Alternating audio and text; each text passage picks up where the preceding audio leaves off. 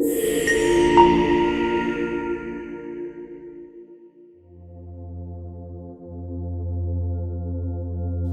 မမိတ်ဆွေပရိသတ်များအားလုံးပဲမင်္ဂလာပါရှင်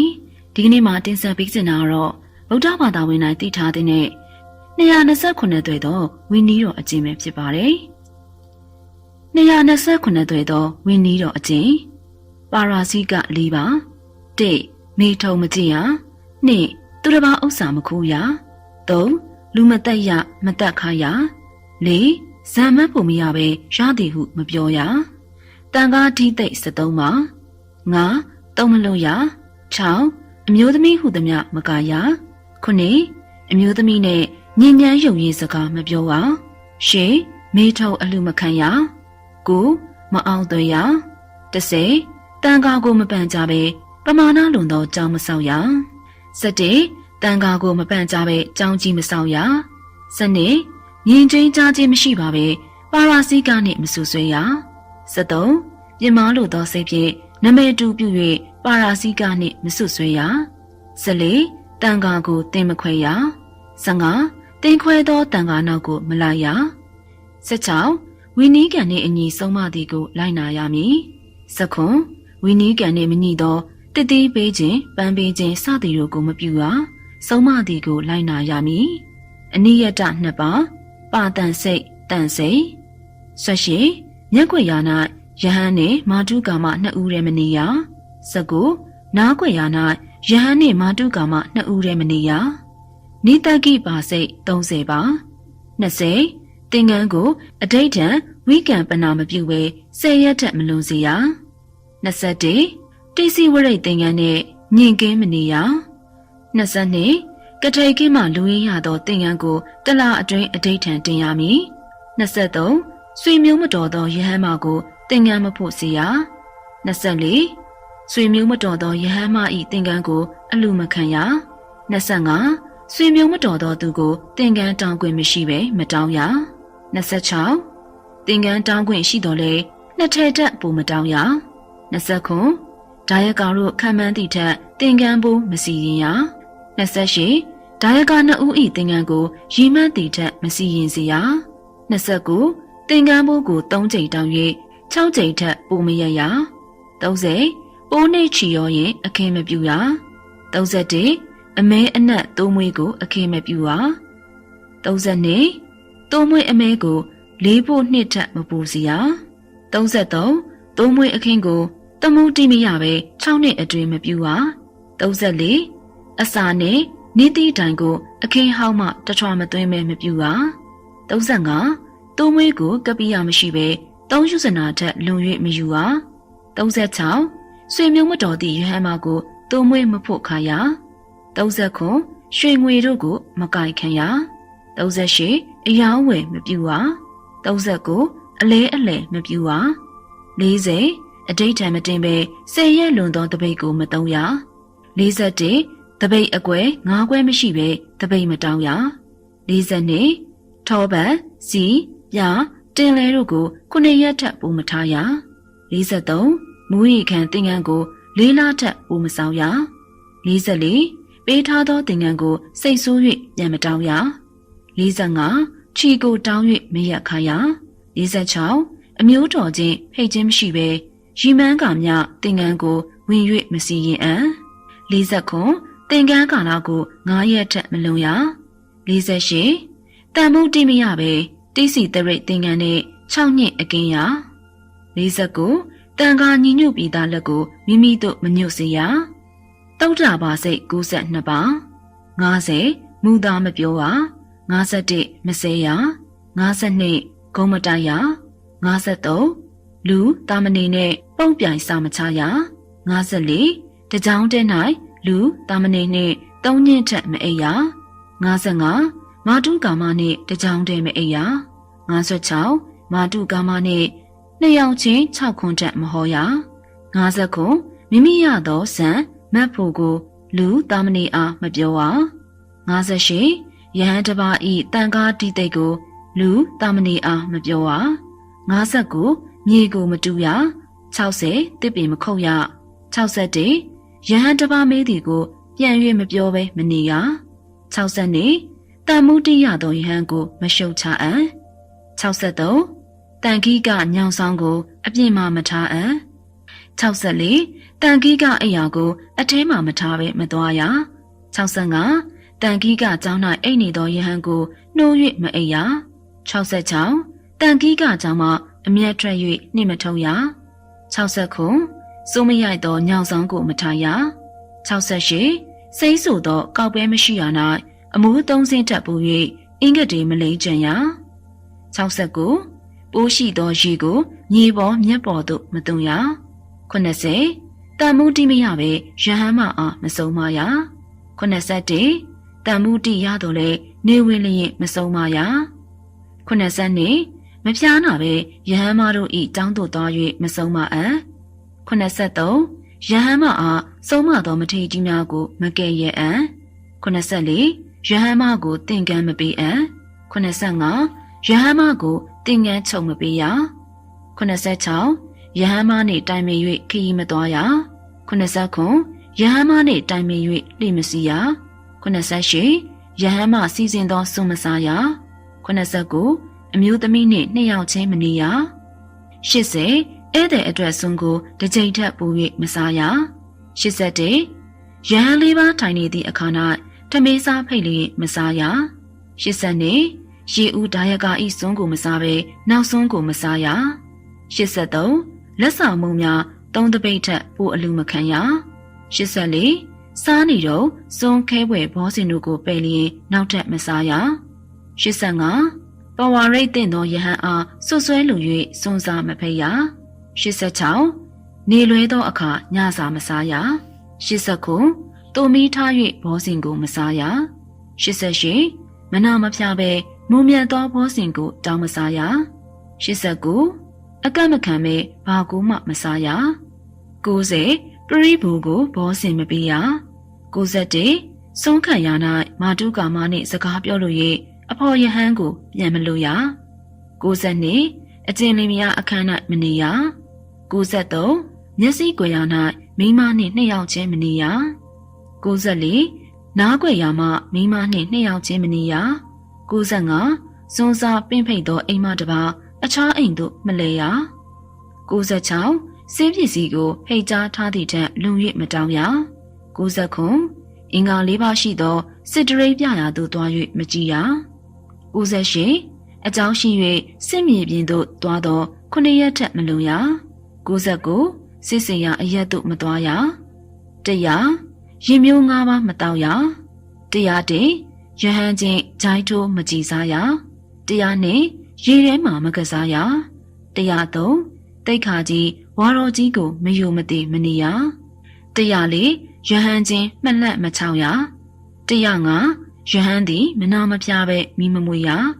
106မျက်စိမဒေသ၌နေသောယဟန်သည်15ရက်တစ်ကြိမ်ရေချိုးပါမည်109ဘိန်းတူမထိုးပဲသင်္ကန်းမဝေရ108ဝိကပနာပြုသည့်သင်္ကန်းကိုဝိကပနာမပြန်ပဲမသုံးရ109ပရိခေယ၈ပါးကိုမှတ်ဝဲရမကြည်စားရ110ပိုးတရိษံတို့ကိုမတက်ရ111ပိုးရှိသောရေကိုမတောက်ရ112ငြိမ်းအေးပြီးသောအထီးကယုံကိုမချောက်ချစေရ113ယဟန်တစ်ပါးဤတန်ကားတိသိပ်အဘက်ကိုမဖုံးကွယ်ရ114အသက်20မပြည့်သောသူအားယဟန်မခံစေရ115ခိုးသာတပြားနှင့်တိုင်ပင်၍ခရီးမသွားရ116အမျိုးသမီးများနှင့်တိုင်ပင်၍ခရီးမသွားရ119မိစ္ဆာဒိဋ္ဌိဝါဒများကိုမယူရ118မိစ္ဆာဒိဋ္ဌိဝါဒကိုမစွန့်၍နှင်ထုတ်အပ်သောယဟန်နှင့်ဓမ္မတန်ဘောကအဝါဒတန်ဘောကမပြုရ119မိစ္ဆာဒိဋ္ဌိဝါဒကိုမစွန့်၍နှင်ထုတ်အပ်သောတာမဏေနှင့်ဓမ္မတန်ဘောကအာဝါဒတန်ဘောကမပြုရ120ဝိနည်းတူများ၏စကားကိုယူသေးစွာနားထောင်ရမည်121တိတ်ခါပုံများကိုမကဲ့ရဲ့ရ122ပါတီမောက်ပြရာ၌လှောင်ပြောင်မှုမပြုရ123ရဟန်းချင်းမရိုက်နှက်ရ124ရဟန်းကိုလက်ဖြင့်မရွယ်ရ125လူတာမဏေတို့ကိုလည်းမရိုက်နှက်ရ126ရဟန်းကိုနှလုံးမသားအောင်မပြောရ129 ယဟန်ချင်းရံပြစ်နေသည်ကို6၍နားမထောင်ရ128ဆန္နာမဲပေးပြီးမကဲ့ရဲ့ရ129ဝီနီးကန်ကိုဆန္နာမပေးဘဲမသွားရ130တိုင်ပင်၍သင်္ကန်းပေးပြီးမှမကဲ့ရဲ့ရ131တန်ခါအားညီညွတ်ပြီးသောလက်ကိုပုပ်ကိုယ်သို့မညွတ်စေရ132မင်းမိဖုရားအိတ်ခမ်းတဲ့သို့မဝင်ရ133ကြောင်အယံအပြင်ဘက်ယရနာကိုမကောက်ရ134ထင်ရှားရှိသောယဟန်ကိုမပန့်ကြပဲနေလွဲရွာဝေးမသွားရ135စင်စွယ်ကိုအက်ကြီးမလုပ်ရ136တတောက်ထွာတက်ပူမြင့်သောညောင်ဆောင်၌မအိပ်ရ139ညောင်ဆောင်ထဲမှာလဲထည့်၍မလုပ်ရ138အလျားနှစ်ထွာအနံတထွာခွဲအစာတထွာထပ်ပူ၍ဤသည့်တိုင်မပြုလုပ်ရ139အမလွမ်းသင်္ကန်းကိုအလျားလေးထွာအနံနှစ်ထွာထပ်မပူရ140မူးရီခံသင်္ကန်းကိုအလျား6ထွာအနံ2ထွာထပ်မပူရ141ဖျားသင်္ကန်းပမာဏကိုမပြရပါဠိဒေသနီ၄ပါ142ယဟန်မဤဘောဇင်ကိုမိမိလက်ဖြင့်မယူရ143ဒါယကများစွန့်ကြွရာယဟန်မများဝင်၍စီစဉ်၍မောင်းမဲတာမြည်ရမည်144တန်မိုးတိရသောတက်ခအင်ကိုစွန့်မခံရ145ဘေးရန်ရှိသည်ကိုမပြောကြဘဲအရန်အတွင်း၌မိမိလက်ဖြင့်ဘောဇင်မခံယူအပ်တေခိယ85ပါ146သင်္ကန်းကိုညီညီဝေရမည်149သင်္ကန်းကိုညီညီယုံရမည်148လဲလက်ကဝင့်ဟောလျက်ရွာရဲသွားရမည်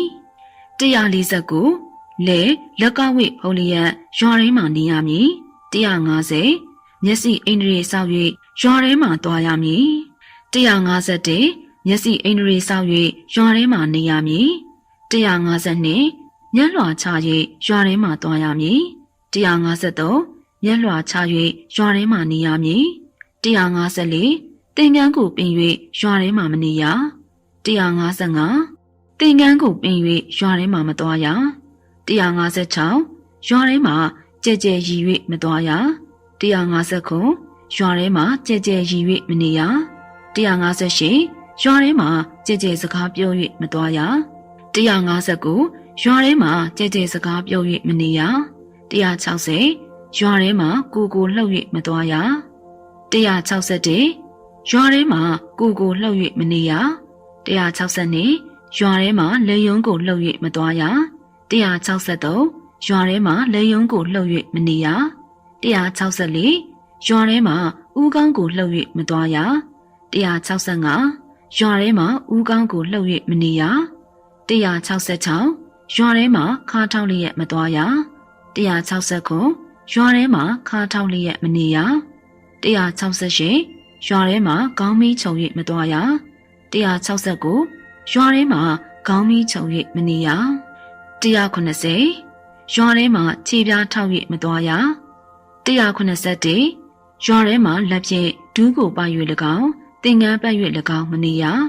190နဲ့မီယိုမသိစွန့်မခံရ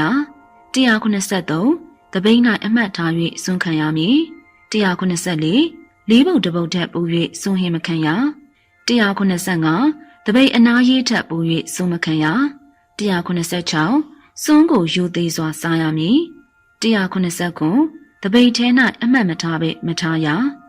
198စွန့်ကိုအစဉ်လိုက်စားရမည်199စွန့်ဤလေးပုတ်တစ်ပုတ်ထက်ပို၍စွန့်ဟင်းကိုမစားရ180စွန့်ဦးကိုနှိပ်၍မစားရ181ဟင်းလျာများကိုစိုးနှင့်ဖုံး၍မစားရ182မနာပြပဲဟင်းလျာတောင်း၍မစားရ183ကဲ့ရဲ့လူ၍သူတစ်ပါးတပိတ်ကိုမကြည့်ရ184စွန့်လို့ပမာဏထက်မလွန်ရ185စွန့်လို့ကိုအဝင်းကြီးအောင်ပြု၍စားရမည်186စွန့်မရောက်ခင်ကတွင်မဖွင့်ရ189စွန့်စားလျက်ကတွင်ဖွင့်ထားခြင်းမပြုရ188စွန့်စားလျက်စကားပြောခြင်းမပြုရ189စွန့်လို့ကိုမြှောက်၍မစားရ190စွန့်လို့ကိုဖြတ်၍မစားရ191ပစောင်းမှာစွန့်လို့ငုံ၍မစားရ190 စွန်စားရင်လက်မခါရ193စိုးလုံးကိုကျဲ၍မစားရ194ရှာထုတ်၍စွန်စားခြင်းမပြုရ195ပြက်ပြက်မြည်အောင်စွန်မစားရ196ရှုပ်ရှုပ်မြည်အောင်စွန်မစားရ199လက်ကိုရက်၍စွန်မစားရ198တပိတ်ကိုချိ၍စွန်မစားရ199နှကန်းကိုရက်၍စွန်မစားရ200စိုးလုံးပင်ကြံတော်လက်နှင့်ရေခွက်ကိုမကရ200တပိတ်စီရီကိုရွာထဲမှာမတုံရ202တီလန်းနာရှိသောသူကိုတရားမဟောရ203ဒုလန်းနာရှိသောသူကိုတရားမဟောရ204ဓာလန်းနာရှိသောသူကိုတရားမဟောရ205လေးလန်းနာရှိသောသူကိုတရားမဟောရ206ခြေနှင်းစည်းထားသောသူကိုတရားမဟောရ209ဖနက်စည်းထားသောသူကိုတရားမဟောရ208ရင်စည်း၍နေသောသူကိုတရားမဟောရ209အိယာနေရာ၌နေသောသူကိုတရားမဟောရ210အာယောကပတ်ဖွဲ့သူကိုတရားမဟောရ211ဥယျာခေါင်းပေါင်းထားသောသူကိုတရားမဟောရ212အိယာနေရာထ၌နေသောသူကိုတရားမဟောရ213ခေါင်းမီးခြုံထားသူကိုတရားမဟောရ214နေရာကနေမြင့်ရာ၌နေသောသူကိုတရားမဟောရ215ကလေးရဲ့ထိုင်နေသောသူကိုတရားမဟောရ216ရှေ့ရောက်သွားသောသူကိုနောက်ကလိုက်၍တရားမဟောရ219လမ်းကိုသွားသောသူကိုလမ်းမဟုတ်ရာကတရားမဟောရ218မတ်တက်ကြီးရဲ့လျက်ကျင်ကြီးကျင်ငယ်မစွန်းရ219ညံတစ်ပင်ရှိရာကျင်ကြီးကျင်ငယ်နှက်တတွေးမစွန်းရ220ရေထဲမှာကျင်ကြီးကျင်ငယ်နှက်တတွေးမစွန်းရဖျားနာသောပုဂ္ဂိုလ်တို့ကိုမူဟောပြောတရားပြခြင်းနာဖျားခြင်း၌ကျင်ကြီးကျင်ငယ်တတွေးဆုံးပြစ်ခြင်းတို့ကိုခွင့်ပြုပါသည်အဓိကရဏတမထ9ပါ221တန်ခါဝိတုဤဟုတ်မှန်ခြင်းဓမ္မဝိနည်းပုဂ္ဂိုလ်တို့ဤမျက်မှောက်ရှိသည့်ဤအဖြစ်ဟုသောတန်မှုခါဝိနည်း222ယဟန္တာပုဂ္ဂိုလ်အားပေးအပ်သောတတိဝိနည်း223ယူသောယဟန်အားပေးအပ်သောအမှုထဝိနည်း224ဝန်ခံသဖြင့်ငြိမ်းစေအပ်သောပဋိညာဏကရေတ္တပဝိနည်း225ဓမ္မဝါဒီယဟန်များရာသို့လာ၍ပြုအပ်သောရေဘူးရဝိနည်း226ရုံမာသောယဟန်အားပေးအပ်သောတတ္တပါပိယတိကဝိနည်း229မစင်ကိုမြတ်ဖြင့်ဖုံးလွှမ်းတကဲ့သို့သောတိနာဝိတ္တာရကဝိနည်းဝိဘတ်တော်ရဲမပါပဲဒေဝဒတ်ဤဖျားထံတောင်းဆိုသောအချက်၅ချက်တေတန်ဃာတော်များကန့်လူဆုံးအစာခံဆုံးသာစာယံနေလူသင်္ကန်းအစာပန့်တကူသာဝေယံ၃ကျောင်းတိုက်အစာတေဝါရိတ်မာသာတည်င်း၃ယံ၄